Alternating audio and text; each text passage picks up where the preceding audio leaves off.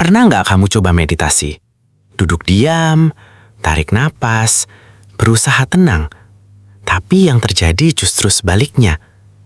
Pikiran makin berisik, overthinking makin liar, bahkan lebih kacau dari sebelumnya. Kalau kamu pernah ngalamin ini, kamu nggak sendirian.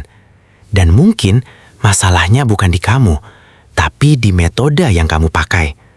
Karena ternyata otak tidak bisa dipaksa diam begitu saja.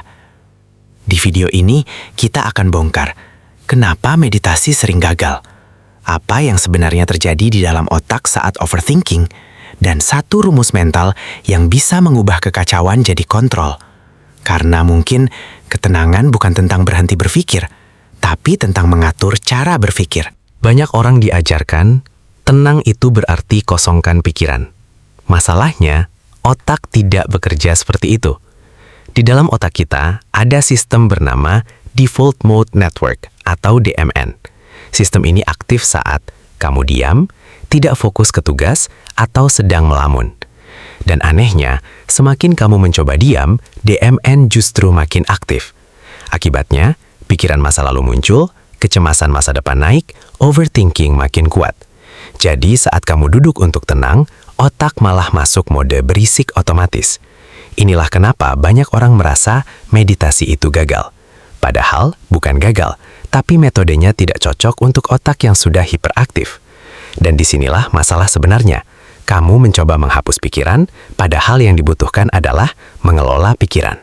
Sekarang kita masuk lebih dalam. Kenapa overthinking terasa seperti tidak bisa dihentikan? Bayangkan, otakmu seperti komputer. Prefrontal cortex, prosesor utama tugasnya, berpikir, menganalisis, mengambil keputusan, tapi saat overthinking terjadi, prosesor ini overload. Kenapa? Karena otak mencoba memproses emosi, ketakutan, kemungkinan Serina yang belum tentu terjadi masalahnya. Semua itu bersifat abstrak, tidak jelas, tidak pasti, tidak punya bentuk. Jadi otak terus mencoba menyelesaikan sesuatu yang tidak bisa diselesaikan. Akibatnya, loop berpikir tanpa akhir, kelelahan, mental, kecemasan meningkat. Ini bukan karena kamu lemah, tapi karena sistemmu tidak punya rumus untuk memprosesnya. Tanpa struktur, pikiran akan terus berputar, dan semakin lama dibiarkan, semakin kuat loop itu terbentuk. Sekarang kita masuk ke titik balik. Bagaimana cara keluar dari kekacauan ini? Jawabannya bukan berhenti berpikir, tapi mengubah bentuk pikiran itu sendiri. Kita gunakan konsep sederhana, aljabar mental. Bayangkan semua pikiranmu seperti persamaan. X sama dengan pemicu, apa yang terjadi? Y sama dengan reaksi, apa yang kamu rasakan? Z sama dengan hasil, apa yang kamu lakukan? Selama ini, pikiran kita bercampur antara X, Y, dan Z. Makanya terasa kacau. Tapi saat kamu pisahkan, tiba-tiba semuanya jadi jelas. Contoh, aku takut gagal. Ubah jadi X, ada tantangan atau ujian. Y, rasa takut. Z, menghindar. Sekarang kamu tidak lagi tenggelam dalam emosi, tapi mulai melihat polanya. Dan inilah kekuatannya. Emosi yang tadinya abstrak jadi struktur yang bisa dianalisis.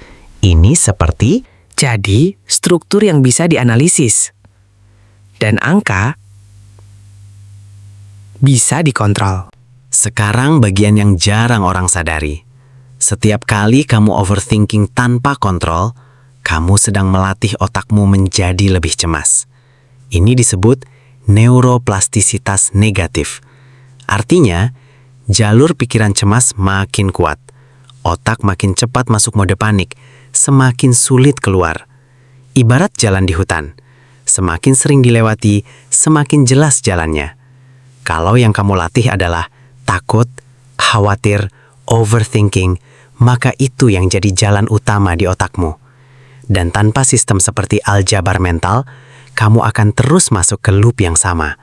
Ini bukan soal mental lemah, ini soal jalur otak yang salah arah. Sekarang kita praktekkan langsung.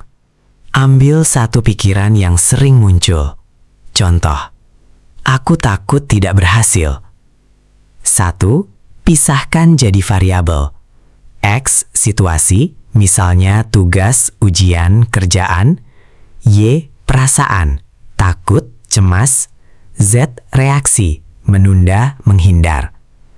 2. Uji logika. Tanya ke diri sendiri. Apakah X benar-benar berbahaya? Apakah Y proporsional? Apakah Z membantu? 3. Ubah Z, kunci utama. Kamu mungkin tidak bisa langsung ubah Y, perasaan. Tapi kamu bisa ubah Z sama dengan tindakan. Contoh, dari menghindar mulai sedikit. Dari diam ambil langkah kecil. 4. Ulangi setiap muncul pikiran. Semakin sering kamu pakai rumus ini, semakin kuat jalur baru di otakmu. Dan lama-lama, otak otomatis jadi lebih tenang.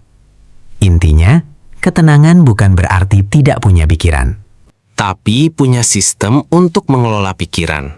Selama ini kamu mungkin berpikir, aku terlalu overthinking. Padahal sebenarnya, kamu hanya belum punya alat yang tepat. Sekarang kamu sudah tahu cara mengubah kekacauan jadi struktur, cara mengubah emosi jadi logika, dan cara mengambil kembali kendali atas otakmu. Kalau kamu siap berhenti jadi korban pikiran sendiri, tulis di komentar, aku kendalikan. Dan mulai hari ini, jangan lari dari pikiranmu, tapi kuasai cara kerjanya. Subscribe, karena di channel ini kita tidak hanya belajar, kita belajar menguasai diri dari dalam.